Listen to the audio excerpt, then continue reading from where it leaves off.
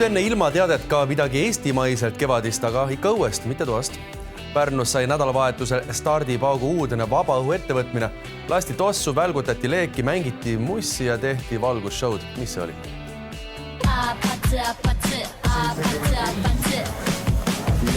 Vau, see ei ole vabaõhudisko.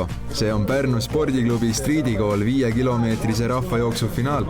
Kõik distantsi lõpetajad pidid finišeerudes tundma justkui valgustehnika, tossu ja leegimasinate showd. Võtke või jätke, aga selline ta oli. Kuidas emotsioonid on enne starti? Emotsioonid on väga head. Mida püüdma lähed, mis aega? Esimest kohta ikka, ega ma ilma esimese kohta siia tule võistlema.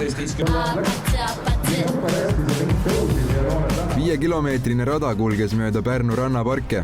Teel mööduti erinevatest ergutuspunktidest, kus kõlas muusika ja tehti muid vigureid. Eriline on ta selle poolest, et jooksurajal on ergutuspunktideks Pärnu omad spordiklubid, Pärnu spordikool ja Kalevi spordiakadeemia. Näha saab pehklemist, korvpalli, võrkpalli, just nimelt raja ääres muusikasaatel. See tõenäoliselt erineb ka teistest rahvajooksudest. 3 meetri kõrgusel laval lõi meeleolu DJ. Registreerudes jooksule sai osaleja märkida, kas ta soovib osalusmedalit või medalist loobudes annab hoopis oma rahalise panuse Pärnu laste ja noorte tugikeskusele, et võimaldada neil soetada liikumistarbeid. Ma saan aru, et te tulite kogu perega. Jaa, täpselt, et see on suur pere ja palju jookseid, nii et kõik said oma.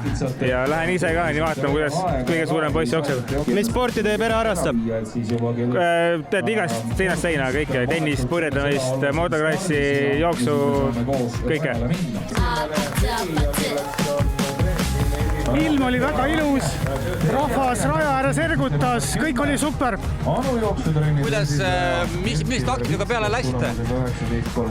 Eriti taktikat ei olnud, et jooksime suurem osa jooksust kõik koos ja jooksu otsustasin ära viimastel kilomeetril.